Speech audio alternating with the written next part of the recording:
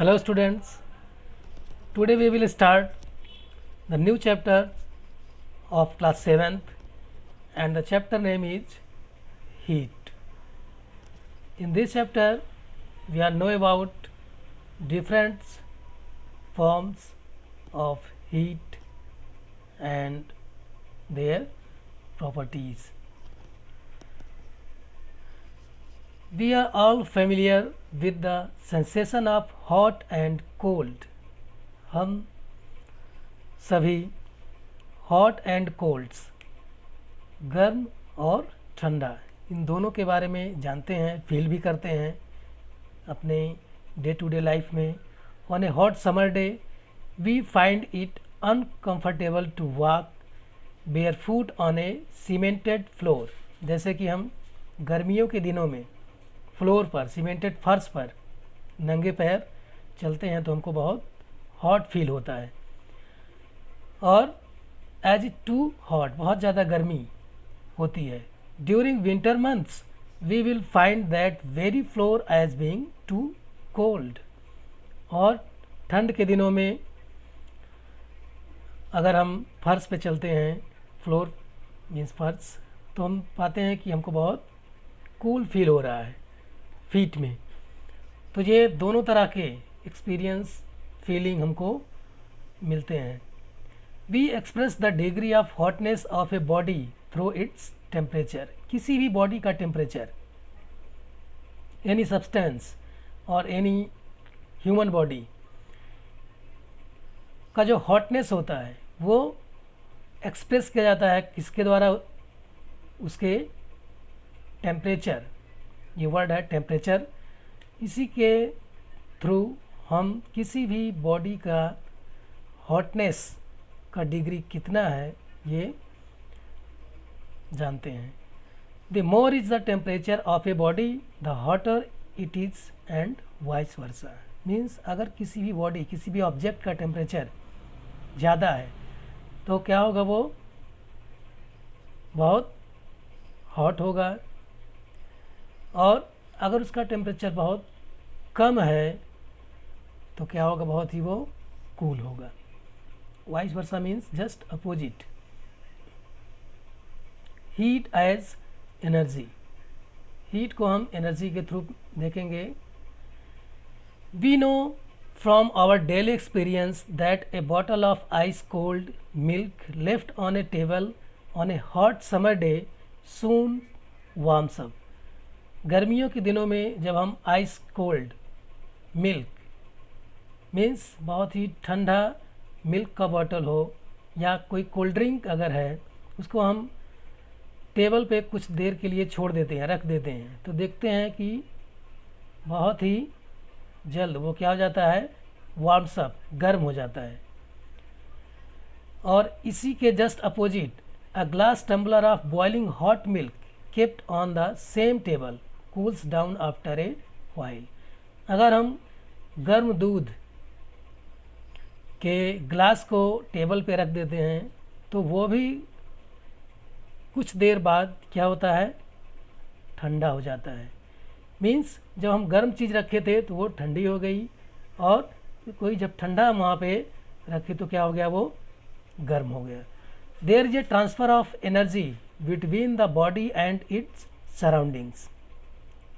ये क्या है? एनर्जी का ट्रांसफ़र होता है किसी भी ऑब्जेक्ट, किसी भी बॉडी द्वारा और उसके सराउंडिंग, उसके आसपास.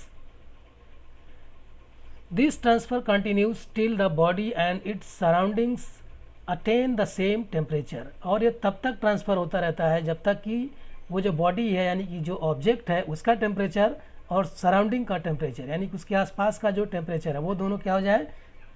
सेम हो जाए. जब तक सेम नहीं हो जाता तब तक वो ट्रांसफ़र होता रहता है. मीन्स कोई भी गर्म चीज़ हम रख दें तो वो धीरे धीरे ठंडी होगी, और कोई अगर ठंडा चीज़ हम रख देते हैं तो वो धीरे धीरे क्या होता है? गर्म होता है. और एक कंडीशन ऐसी आती है कि जब वो जाके स्टॉप हो जाता है उस पर, यानी कि सराउंडिंग का टेम्परेचर और उस बॉडी का टेम्परेचर सेम हो जाता है. This transfer continue till the body and surroundings attain the same temperature. In the case of ice cold milk bottle, heat flow from the surroundings to the bottles. अब इसमें जो दो case थे, ice cold milk bottle means जो ठंडा दूध का bottle है उसमें क्या हो रहा है, heat flow from the surroundings to the bottle means surrounding से, बाहर से हीट उस बॉटल में आ रही है। और इसके just opposite in the case of boiling hot milk tumbler, और जब मिल्क हॉट है तब उसमें क्या हो रहा है, it flow from the glass tumbler to the surroundings, तब जो उसका फ्लो है एनर्जी का वो कहाँ से हो रहा है, मिल्क टम्बलर से सराउंडिंग्स मीन्स वातावरण में जा रहा है। Based on such experience we say that, इस एक्सपीरियंस के द्वारा हम बता सकते हैं, कह सकते हैं कि heat is a form of energy means heat क्या है, एक एनर्जी का फॉर्म है। हीट एनर्जी और थर्मल एनर्जी दोनों में से कोई भी हो सकता है। That is transferred from one body to another due to the existence of a temperature difference between them means heat एक तरह का क्या है, एनर्जी का एक फॉर्म है जो ट्रांसफ़र होता है एक बॉडी से दूसरे बॉडी में अकॉर्डिंग टू देयर टेम्परेचर। इसका जो सेकंड पॉइंट है, ट्रांसफ़र ऑफ हीट एनर्जी और thermal energy always take place from the body at a higher temperature to that a lower temperature means जो ये एनर्जी का ट्रांसफ़र हो रहा है ये हमेशा higher temperature to lower temperature में होता है। मीन्स जिस चीज़ का टेम्परेचर ज़्यादा होगा उसमें से एनर्जी का ट्रांसफ़र होगा लोअर टेम्परेचर के, जो भी उसके आसपास सराउंडिंग्स या कुछ भी है। मान लीजिए जैसे अभी आपको दो एग्जांपल बताए गए कि एक हॉट मिल्क है, एक दूसरा बहुत ही कूल मिल्क है, चिल्ड मिल्क है। तो हॉट मिल्क के केस में क्या हो रहा है कि हॉट मिल्क का टेम्परेचर ज़्यादा है, सराउंडिंग्स का कम है, तो इसलिए हॉट मिल्क से एनर्जी ट्रांसफ़र हो रही है किधर को, सराउंडिंग्स की तरफ। और इसी तरह से सेकेंड केस में आपने देखा कि मिल्क अगर कोल्ड है तो सराउंडिंग्स का टेम्परेचर उसके अकॉर्डिंग में ज़्यादा है, तो इसलिए सराउंडिंग्स का जो टेम्परेचर है वो ट्रांसफ़र होके आता है मिल्क में, और ये तब तक ट्रांसफ़र होता है जब तक कि दोनों का टेम्परेचर सेम नहीं हो जाता है। Let us now perform an activity which shows that heat is a form of energy and it can be converted into other forms of energy. आइए एक एक्टिविटी के माध्यम से हम लोग देखते हैं कि हीट कैसे एक एनर्जी का फॉर्म है और वो एक फॉर्म से दूसरे फॉर्म में कैसे चेंज होता है। तो यहाँ पे आप देखें एक्टिविटी फर्स्ट,